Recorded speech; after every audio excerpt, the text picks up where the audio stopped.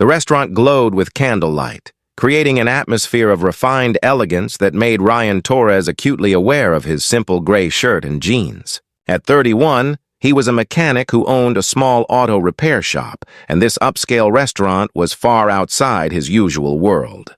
But his sister had insisted on setting him up on a blind date, promising him the woman was kind and genuine, worth stepping out of his comfort zone. Ryan checked the text from his sister one more time. Table by the window. Look for the woman in blue. He scanned the restaurant and spotted a table by the window where a woman in a beautiful blue dress sat alone. Her blonde hair fell in soft waves past her shoulders, and even from a distance Ryan could see she was lovely. What he also noticed, and what made him pause with uncertainty, was the wheelchair positioned at the table. Ryan hesitated. His sister had not mentioned anything about a wheelchair, but the woman was sitting at a table by the window, wearing blue, and clearly waiting for someone. He took a breath and approached. "Hi," he said, suddenly nervous. "I'm Ryan. Are you waiting for someone?" The woman looked up at him, and Ryan was struck by the warmth in her eyes and the genuine smile that lit up her face. "I am, actually. Are you supposed to be meeting someone here?" "My sister set me up on a blind date," Ryan admitted. "She said to look for a woman in blue at a table by the window. I'm guessing that's you?" The woman's smile faltered slightly. "I think there might be a mix-up. I'm not on a blind date. I'm waiting for my father. He's always late to dinner." Ryan felt his face flush with embarrassment. "I'm so sorry. I just saw the blue dress in the window table and I assumed. I should go find the right person." But the woman was laughing, a genuine, delighted sound. "No, please don't apologize. This is actually the most interesting thing that's happened to me in weeks. I'm Anna, by the way. Anna Lawrence." "Ryan Torres," he said, still uncertain whether he should leave or stay. "Tell you what," Anna said, her eyes sparkling with mischief. "My father is going to be at least another 20 minutes. He always is. Why don't you sit down and keep me company until either he arrives or you find your actual date? It seems a shame to waste a good mix-up." Ryan found himself sitting down, charmed by her directness and the easy way she smiled. "Won't your father mind finding a stranger at your table?" "My father will be delighted," Anna said with a knowing smile. "He's been trying to set me up with eligible bachelors for months, convinced I need someone to take care of me. He'll probably assume you're some business associate he arranged to introduce me to and forgot to mention." "Take care of you?" Ryan asked, then worried he was being too forward. "I'm sorry, I don't mean to pry." "It's okay," Anna said, gesturing to her wheelchair. "I was in a car accident 3 years ago. Spinal injury. My father has had a hard time accepting that I'm still the same person I was before, just with wheels now. He treats me like I'm fragile, like I need protecting from the world." There was no bitterness in her voice, just a matter-of-fact acceptance that Ryan found remarkable. "That must be frustrating," Ryan said. "You have no idea," Anna replied. "Don't get me wrong, I love my father. He's wonderful in many ways.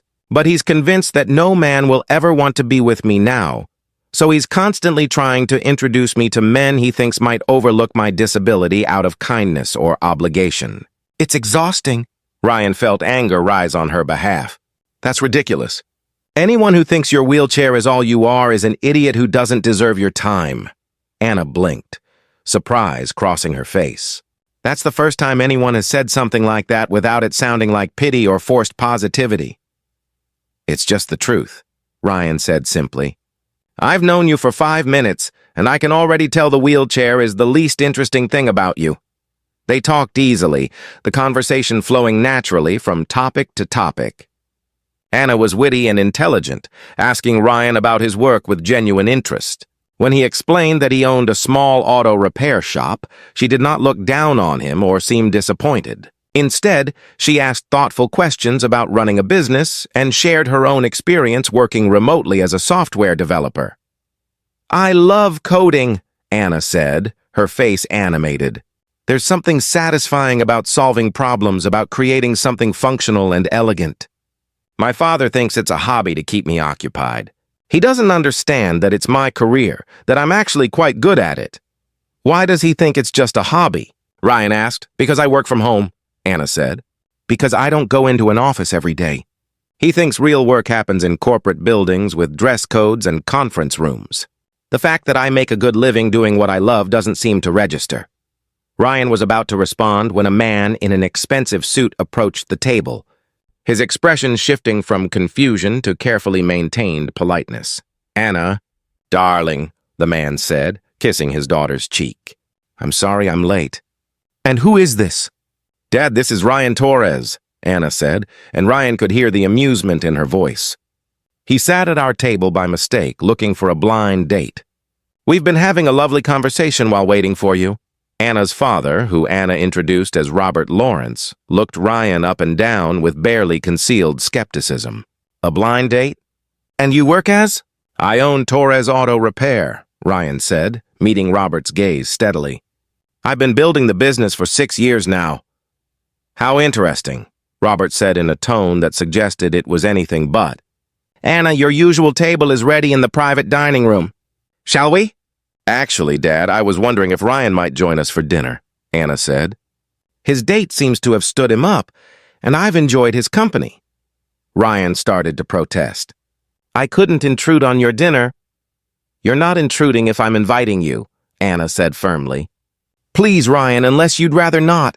Ryan looked at this woman who had turned a case of mistaken identity into genuine connection, and he found he very much wanted to stay.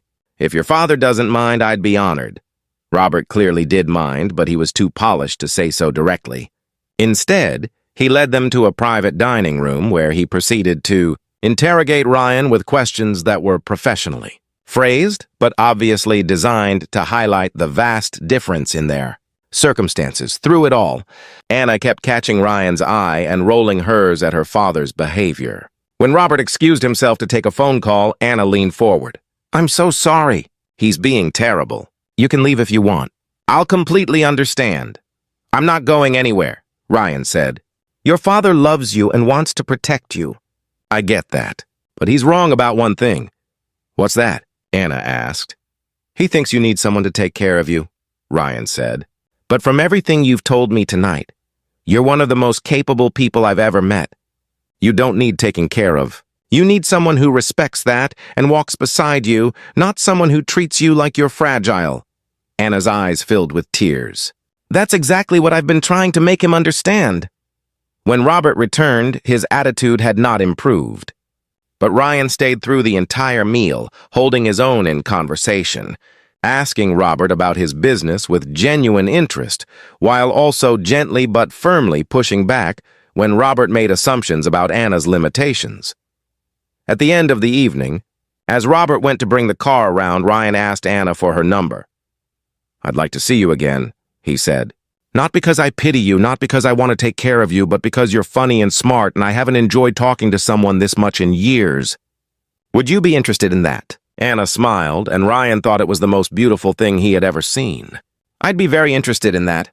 But I should warn you, my father is not going to make this easy." "I didn't expect easy," Ryan said. "I expected worthwhile. And you are definitely worthwhile." Over the following months, Ryan and Anna built a relationship that was equal parts romance and partnership. Ryan learned about accessibility, about the challenges Anna faced daily, and about how to be supportive without being overbearing. Anna learned to trust that Ryan saw her as a whole person, not a disability to be managed. Robert remained skeptical, convinced that Ryan was either after Anna's money or would eventually realize the relationship was too complicated and leave. But Ryan kept showing up, kept treating Anna with respect and genuine affection, kept proving that he was there not despite who Anna was, but because of it. The turning point came when Ryan's shop flooded during a storm. Anna showed up without being asked, coordinating the cleanup, using her coding skills to set up a temporary management system, working tirelessly from her wheelchair while directing others and solving problems with the same efficiency she brought to her software development. Robert, who had stopped by to check on his daughter, watched in amazement as Anna ran the operation with competence and authority that he had never seen before, or perhaps had never allowed himself to see. "She's incredible," Ryan said, standing beside Robert. "I know you think I'm not good enough for her, and you might be right. She's brilliant and capable and strong, but I love her, And I promise you I will spend every day trying to be worthy of her." Robert was quiet for a long moment. "I've been treating her like she's broken since the accident." "But she's not broken, is she?" "She never was," Ryan said gently. "She just moves through the world differently now. But she's the same brilliant, capable person she always was. You just have to be willing to see it." A year after Ryan sat at the wrong table, he proposed to Anna not in a fancy restaurant but in his auto shop, which he had decorated with candles and flowers. He got down on one knee, which put him at eye level with Anna in her wheelchair, and he said the words that made her cry. "You taught me that the best things in life happen when plans go wrong. I sat at the wrong table and found the right person. I love you not despite your wheelchair, but because you're you, wheels included. Will you marry me?" Anna said yes, and they were married 6 months later. Robert walked his daughter down the aisle, and in his toast at the reception, he thanked Ryan for teaching him to see his daughter clearly again, for reminding him that disability changes circumstance but not character, and that love sees the person, not the limitation. Sometimes the best things in life begin with mistakes and misunderstandings. And sometimes the wrong table turns out to be exactly where we needed to be all along. Meeting someone who sees us clearly and loves us completely for exactly who we are. If this story touched your heart, please like, share, and subscribe for more tales of unexpected meetings, seeing beyond limitations, and finding love that embraces the whole person.